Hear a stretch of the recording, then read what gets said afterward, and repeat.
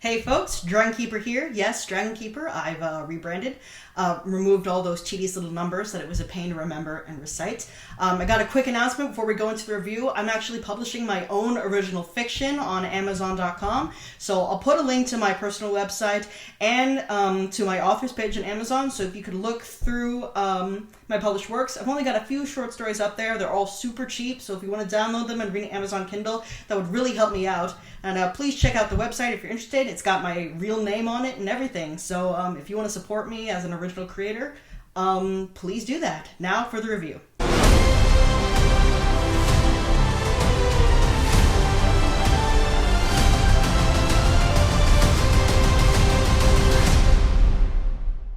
So remember when people used to talk about the video game movie curse like that was actually a thing?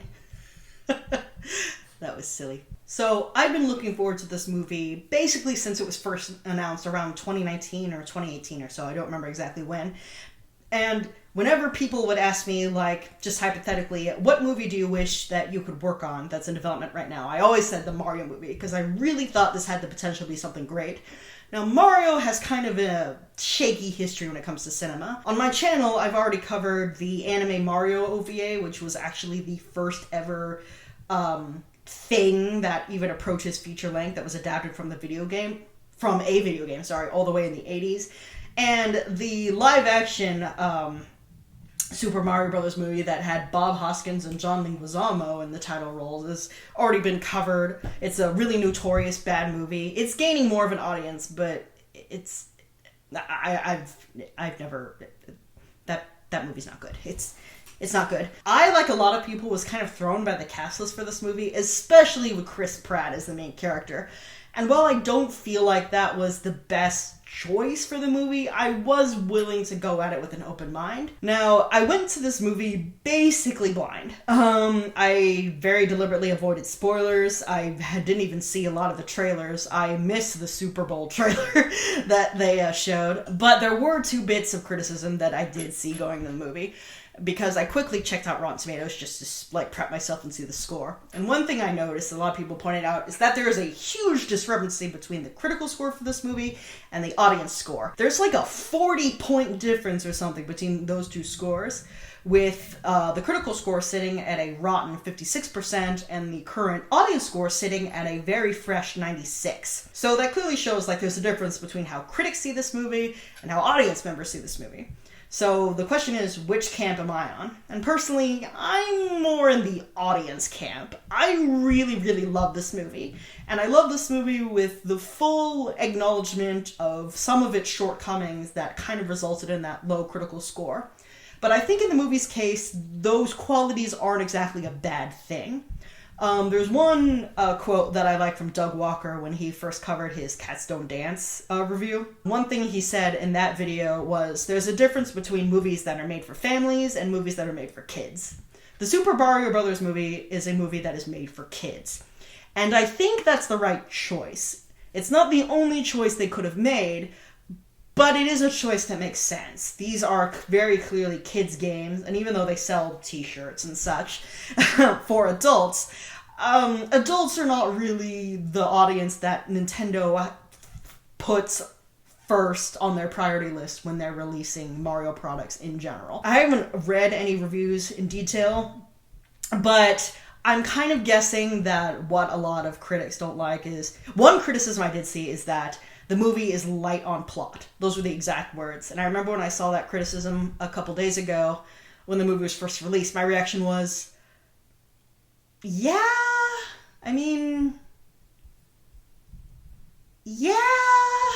don't know if you've ever played a Mario game, and if you haven't, you're probably one of the maybe 20 people worldwide that haven't.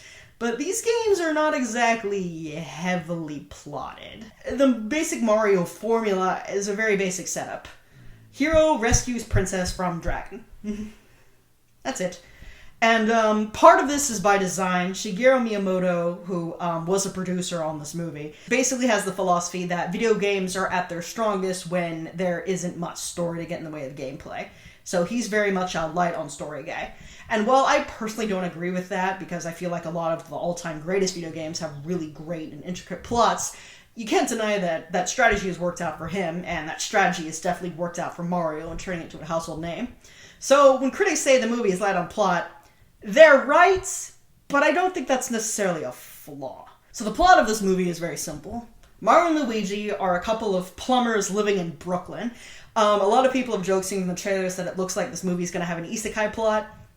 It does. Even though isekai is way oversaturated in anime, this isn't really an anime movie because it's Western animation, so it's not like it's part of that trend. Plus, Mario has a history of being isekai. The Super Mario Brothers Super Show had that set up, and so did the live-action Mario movie with Bob Hoskins. So that's fine. So basically, the film opens up where Mario and Luigi are just starting their own plumbing business, and because they just started their business, it's not going well. And they're basically derided as losers by everyone, including their own family. And I was surprised. I did not expect to see Mario and Luigi's family in this. We actually see their parents' faces, maybe for the first time in any Mario media. But we also see like a whole extended family, and it's weird. Due to the rapid pace of this movie, they don't really properly introduce everyone. Like, the whole family seems to live together in one house because Italians in New York. There's housing is shit there. Like, if you can live with your parents, then that's what you got. It's way cheaper than wasting God knows how much money on rent in New York. But whatever. Mario, I guess, on TV sees that there's a crisis happening in downtown with, like, there's a pipe leaking or something, and downtown is flooding. So Mario, hopped up with adrenaline and desperate to prove that he's not a failure, drags Luigi to go fix the flood. Weirdly, they never fix it. Instead, they stumble upon a pipe that takes them to the Mushroom Kingdom. Well, rather, it takes Mario to the Mushroom Kingdom. They kind of get separated in the warp, and Luigi ends up going into what the film calls Darklands, basically an area controlled by Bowser. So Luigi falls into Bowser's hands, while Mario basically goes to Princess Peach to try to rescue his brother from Bowser. That's the plot. It's very simple, and the movie kind of isn't really interested in having a super developed story. It's mostly interested in just showing off Mario set pieces. Like, here's the Mushroom Kingdom. Here's Bowser's Kingdom. Here are the carts. Here are the Kongs. I don't think that's a bad thing, though, because the scenes that we see are really fun and they're well done. The Mushroom Kingdom looks amazing. We've seen Toad Town in a number of games, like basically the Castle Town where all the Toads live at the foot of the castle. We've never seen it like this. Toad Town in this movie is portrayed as a bustling metropolis filled with toads. Like, there's so much activity going on. The toads all travel everywhere via pipes. There's, like, tons of stores. It's, like, busy. It looks colorful. It's appealing. Peach's castle looks grand and amazing. And I really love the visual contrast with Bowser's Kingdom, which is very dark and gloomy and has the lava. Like, all this imagery is imported from the games, but with Illumination's animation, it really looks good. A lot of the plot of this movie is basically Princess Peach can see that Bowser's ship is heading for the Mushroom Kingdom, so she decides that the thing to do is go to the Jungle Kingdom and team up with the Kongs. Cranky Kong is portrayed as the king of Jungle Kingdom, which is a bit different from the games, but whatever, it works in this setting. And she wants to convince the Kongs to align with the Mushroom Kingdom so that she can get access to their army. So that's kind of for the first half of the movie. That's the quest, is to get there and convince the Kongs. The story itself, because it's light and not the focus, is clearly very trope-heavy. And I feel like I'm more forgiving of it because I'm a Mario fan. And so I'm already, like, invested in these characters. And I'd actually kind of be interested in how, like, a young person who's, like, been living in a cave their whole life and has never seen Mario would react to this movie. Because I feel like me loving Mario as much as I do is kind of coloring, like, making me get more attached than I would. Because the story itself is pretty basic. This movie covers a lot of the basic tropes of the hero's journey. You have the everyman underdog who, through a series of circumstances, becomes braver and more badass and takes on challenges that he couldn't at the start of the movie. Mario and Luigi at the start of this movie are, like I said, treated as losers, and there's one point where after you see their commercial, which from what I understand is basically like the same footage, is basically the their commercial that was played during the Super Bowl this year.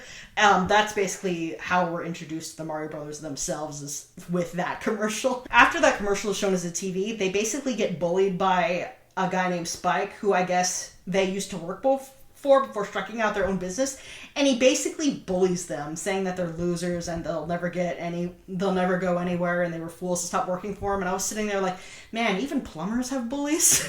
Like, it's clearly this thing that we've seen a million times before. Yeah, a lot of the steps of the plot are like, you can kind of guess where the plot is going. Like, it's obvious that Mario is gonna beat Bowser because that's what he does in every game ever. When all the scenes where there's tension, where like Mario and Luigi are in danger, you figure like they're probably going to be okay because they're Mario and Luigi. And yeah, you would feel that with a kid's game with original IP, but with Mario and Luigi, it's pretty clearly cemented, like, yeah, they're gonna be fine. Toad's role in this movie is basically just to be like the tag-along character, like Donkey from Shrek. You know, he's the kind of guy who's kind of annoying, but just kind of lampreys onto the main character, in this case Mario. With Toad as the tag-along, it's especially noticeable how, like, tired it is, because we just, you know, not that long ago, there was a movie in theaters called Puss in Boots: The Last Wish, which had a tag-along character who was really well written and, really great, and really added a lot to the movie.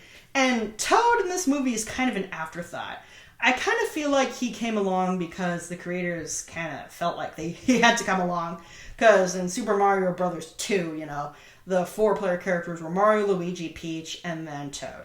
So they're like, well, Toad's gotta be there too. That said, I feel like Toad would have been annoying if he was more present in the movie, and it's not like he doesn't do anything. He actually fulfills a pretty pivotal role in the climax. But even his pivotal role in the climax is small, and he didn't have to be there. I'm kind of wondering what this movie would be like if Toadsworth was there, and Toadsworth filled the role that a lot of what goes to Toad. Toad's presence in the movie feeling obligatory also kind of leads back into another thing that's kind of characterizes this movie, for better or worse. This movie is determined to cram as much Mario stuff as possible into its runtime. Even before the brothers leave Brooklyn and end up in the Mushroom Kingdom, there is a lot of callbacks to the games, and not just to the Mario games, but to Nintendo in general. I swear, if MatPat were to make a video pointing out every single Nintendo callback in this movie, it would probably be longer than the actual movie. Like, just that video. Because it's packed, and a lot of the scenes have, like, multiple references in one shot. The scene where Mario is going through the Mushroom Kingdom, you can, like, see, like, one of the mini stores he passes is, like, the hat store.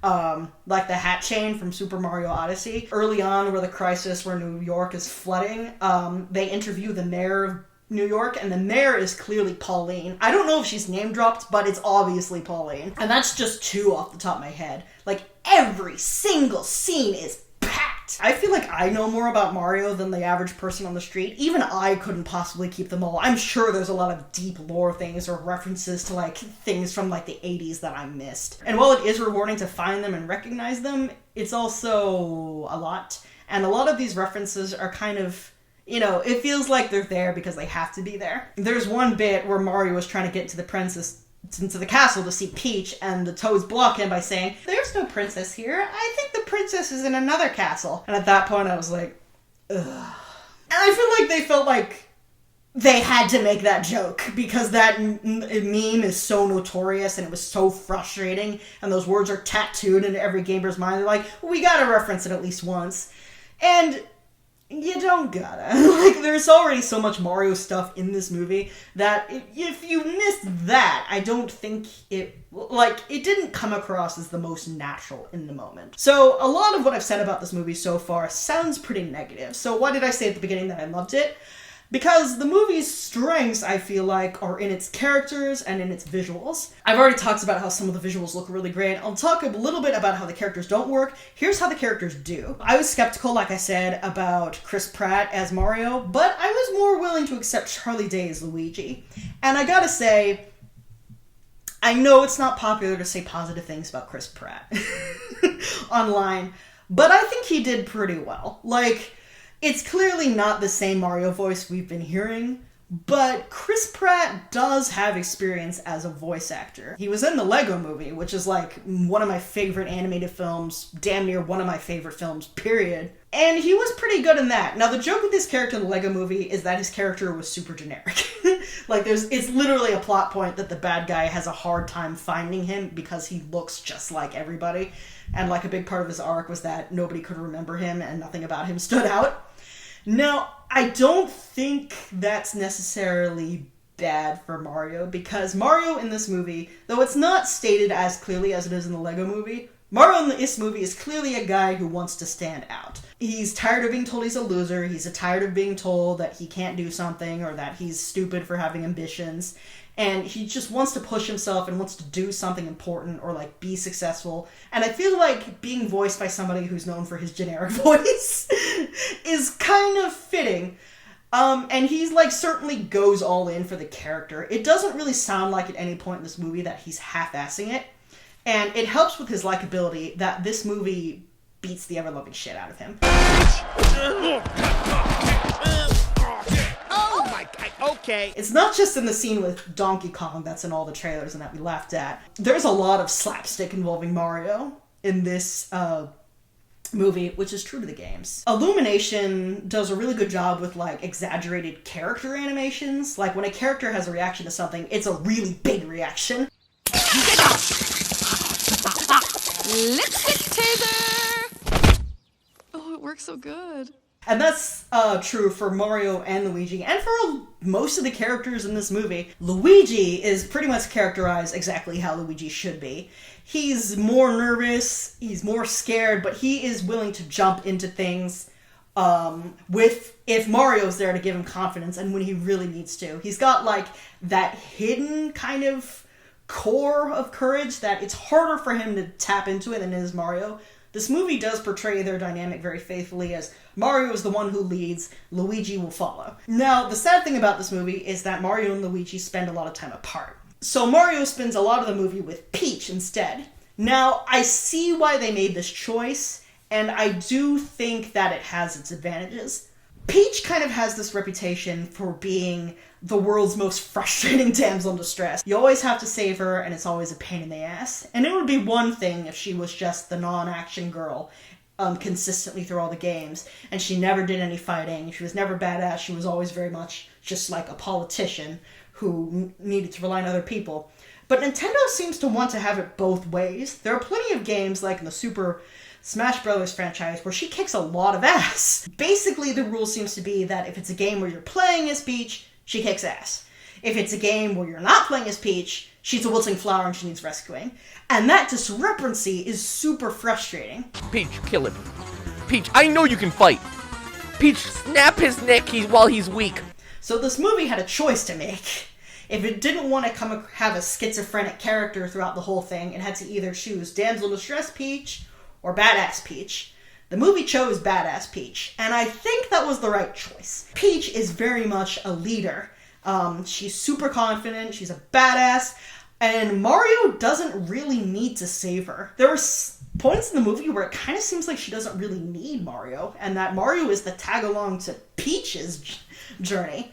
And I kind of feel like that makes sense. Like, Mario is a newcomer to this world. This is his first adventure. So Peach functioning as basically his mentor and the big good of the movie, and the one that he has to rely on, like, kind of comes along with the his underdog, his everyman persona, and, like, so when at the end, when Peach can't help him, and he and Luigi have to fight Bowser themselves, not a spoiler, it's a Mario story, you know that's where it's going, it kind of feels more intense because now Mario isn't there with Peach to guide him. So I actually really like how Peach is characterized in this movie. Mario and Luigi are characterized really faithfully, and Bowser is amazing. Bowser's portrayal has been inconsistent throughout different games, and it depends on which game you're playing, how much of a threat he is. There are some games, like Superstar Saga, for instance, where Bowser is a complete joke, and there are other games,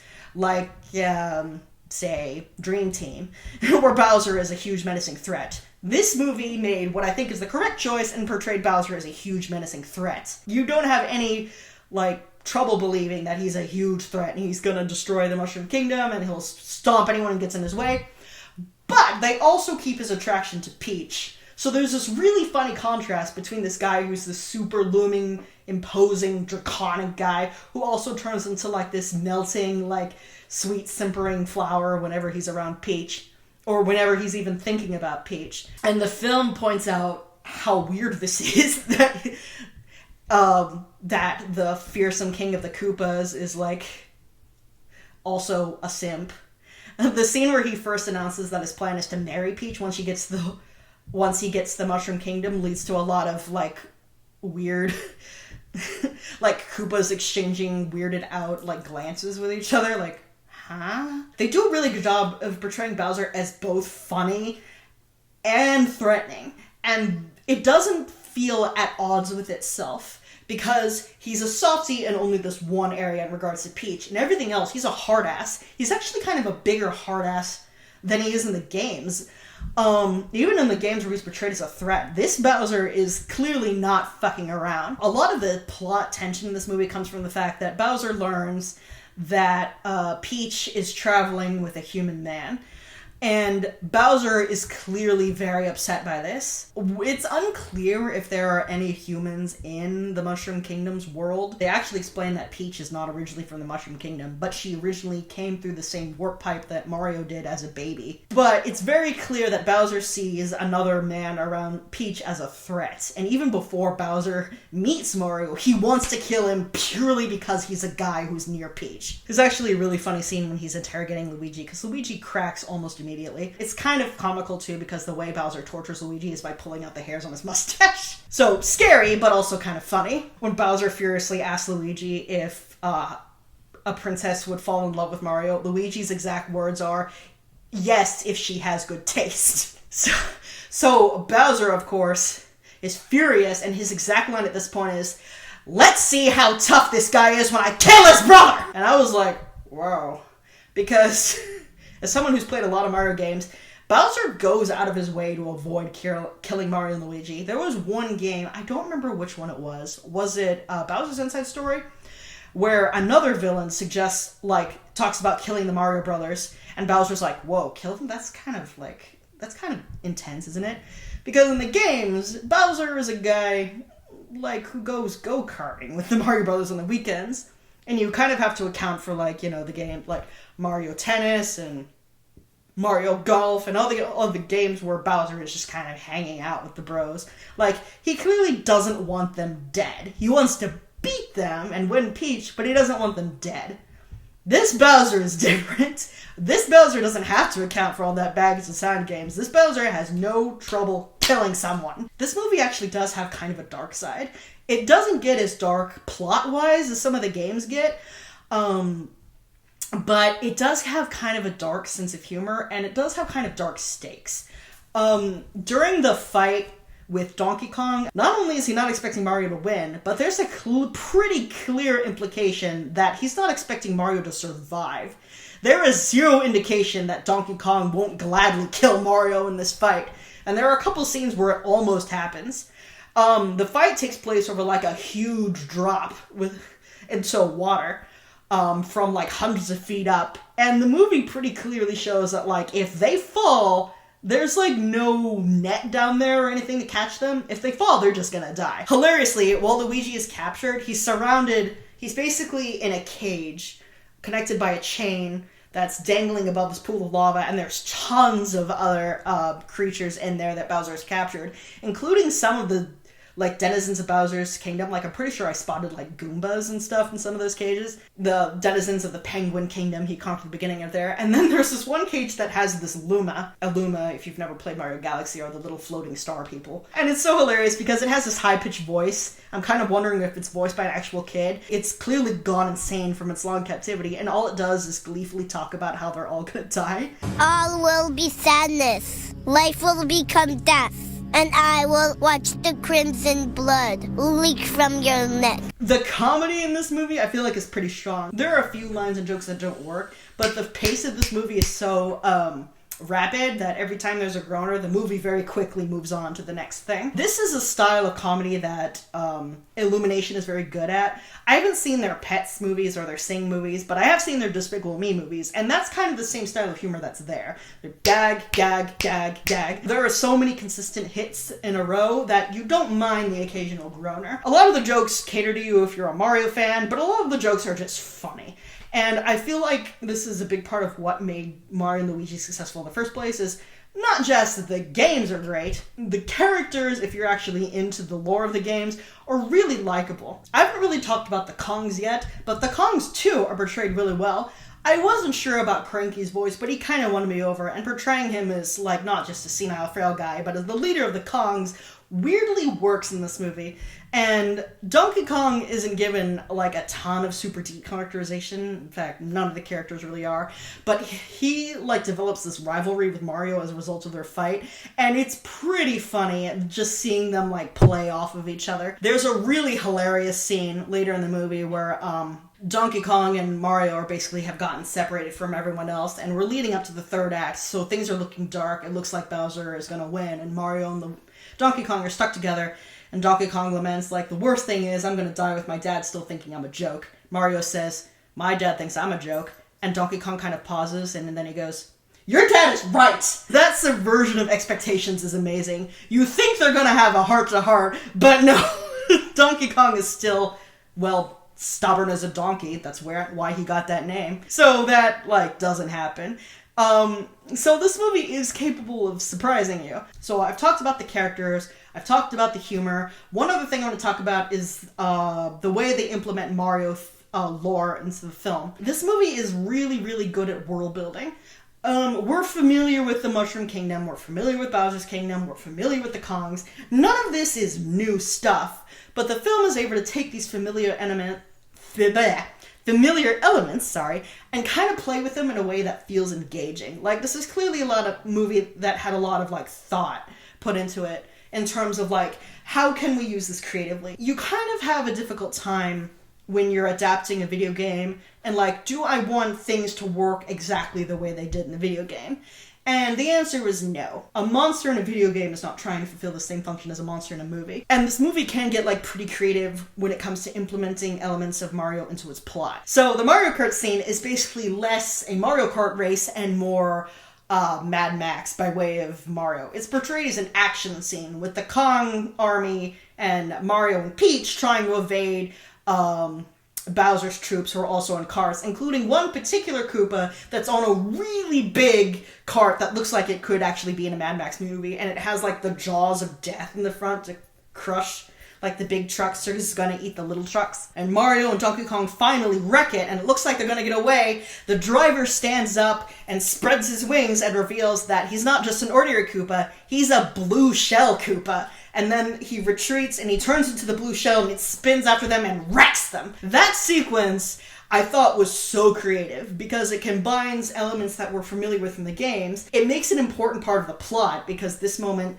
is kind of what leads into the third act. So leading into the climax of the movie, one of the things that's pivotal to that climax is that Mario and Donkey Kong get separated from everybody else by a blue shell. By that thing that made you scream and swear at your sibling when you were playing Mario Kart as a kid. But that the blue shell was the driver of the kart and that he was able to use this power.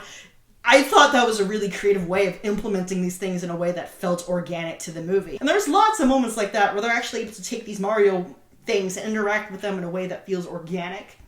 Now, that isn't enough to say that the plot is very solid, and I do feel like even though it's Mario and plot is not their priority and excels in other ways, there are ways that the story could have been made stronger. There's one sequence after Luigi is captured and he's being carried away where he has a flashback to him and Mario as babies and their baby Mario designs. Basically, Luigi sees himself as a baby getting bullied by another kid until Mario stands up for him and drives the bully away.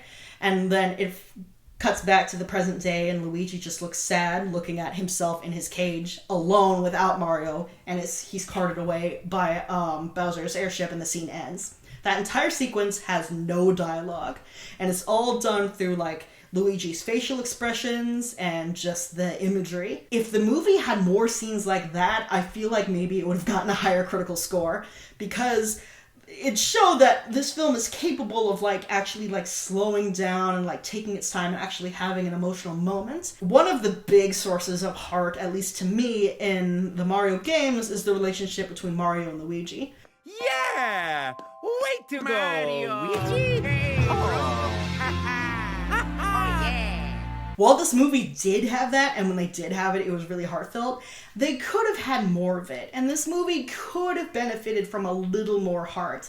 It wasn't heartless. There's clearly a lot of love for the Mario franchise, there's a lot of love for the fans, and the feelings that these characters have with each other, it feels very genuine. Mario and Peach do have chemistry.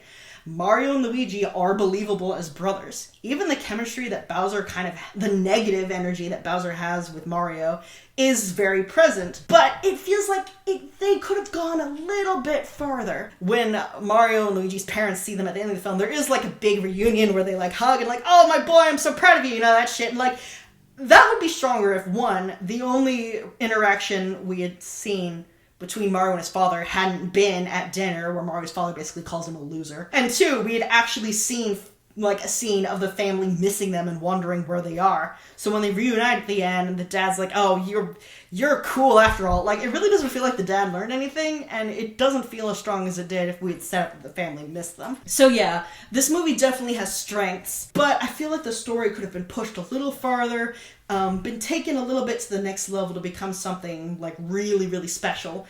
As it is, it's a pretty good Mario movie. It's solid. But here's the thing.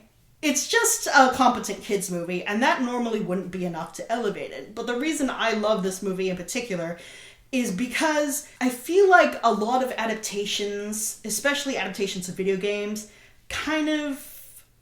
feel like they have to be on their back foot. So I opened this video with a talk about the video game movie curse, and I feel like the curse that sunk a lot of bad video game adaptations in the past, from the original Mario Brothers movie to the original Mortal Kombat movie, the one that was rated PG-13, the Double Dragon movie, is that they felt like, to be taken seriously as films, they had to distance what made the games unique. In my review of the Sonic live-action movie, I talked about how I wasn't super thrilled with the decision to basically have Sonic come to our world from another world and have that be the setup, because I felt like it was tamping down the world of Sonic and forcing the movie to be more mundane.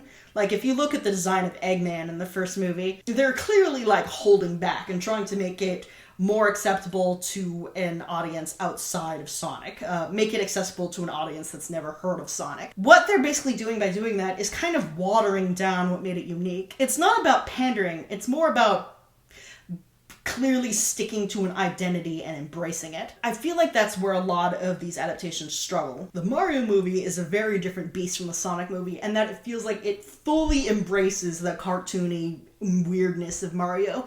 Even when Mario and Luigi are Brooklyn, it isn't live action. They aren't in the real world's version of Brooklyn. It's still very much Illumination's version of Brooklyn. They didn't jump from the real world into the world of Mario. They jumped from the world of Despicable Me into Mario. Everything has a consistent cartoony tone. Before you see the Mario movie, you'll most likely see a trailer for the Barbie movie.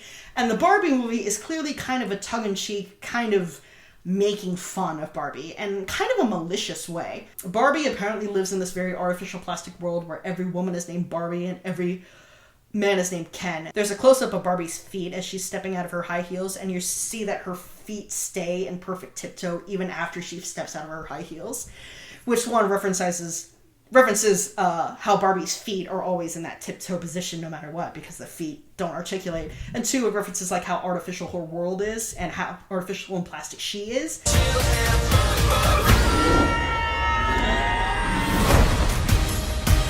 What are you doing here? I'm coming with you.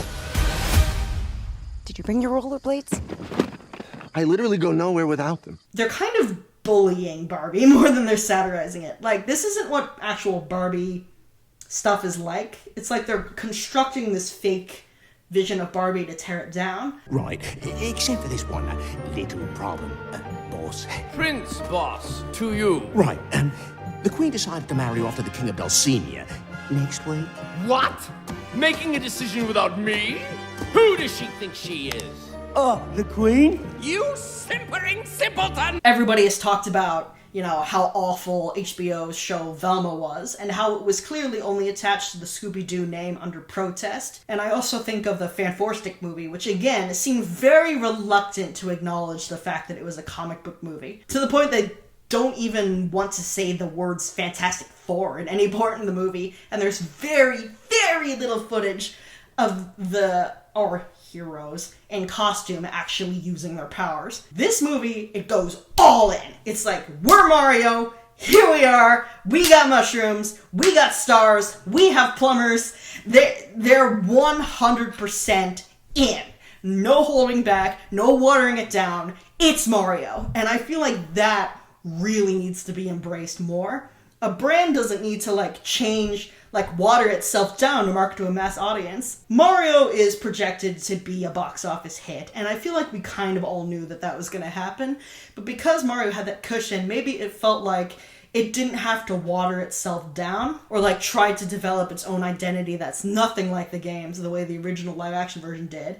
It very clearly stuck to the identity, and that's really why I love it, because it's not trying to change itself to chase some algorithm.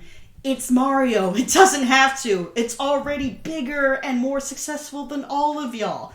Mario can buy and sell us all. He doesn't have to change. Pretty much why I love this movie is because it's not ashamed to be associated with the video game. It will gladly remind you it's from the video game. And I feel like a lot more adaptations need to be that. They need to embrace the source material rather than rejecting it. Be less like Fanforstic and more like Detective Pikachu. So Chris Pratt has apparently predicted a lot of sequels for this movie, and I know, again, I don't really like agreeing with Chris Pratt too much, but in this case, I am 100% in. I want tons of sequels, man. I want a Luigi's Mansion movie. I want a Paper Mario movie directed by Phil Lord and Chris Miller. I want a 10-season series on some kind of streaming service. More of this. I want this. Even though this movie was very basic, I feel like future movies have the potential to go deeper in terms of, emotional depth and more intricate plots. But, the strength of Mario's storytelling has never really been its plot. Even in the games that get praised a lot for their story, the strength of the stories is always the characters. Even when you take an example Thousand Year Door, people say that game's story is really, really great, but what's the actual plot? The plot itself is pretty simple. There's a magic door, and Mario that has a treasure behind it. Mario's got to find these gemstones so that he can open the door and get the treasure. That's it. A lot of what's memorable about that game's story is from the character moments.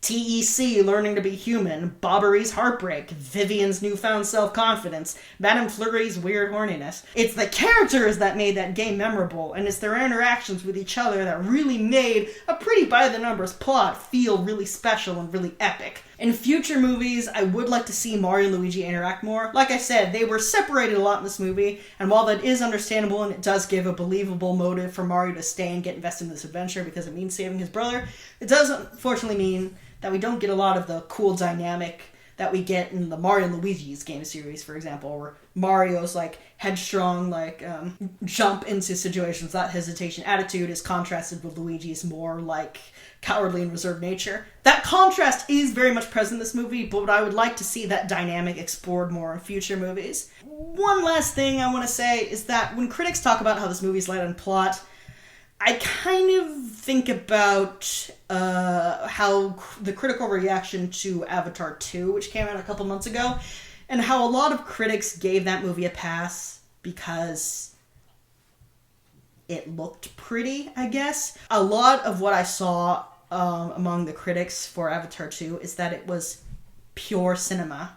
I have no idea what pure cinema even means. All I can gather is that it means it looked pretty. That movie also had a very light, simple plot that didn't make a whole lot of sense. But critics' praise were a lot lighter on that movie because it's a James Cameron movie and this is a Mario movie. And I feel like there's some degree which critics feel like if they want to be taken seriously as critics, they can't be caught saying that they like the Mario movie.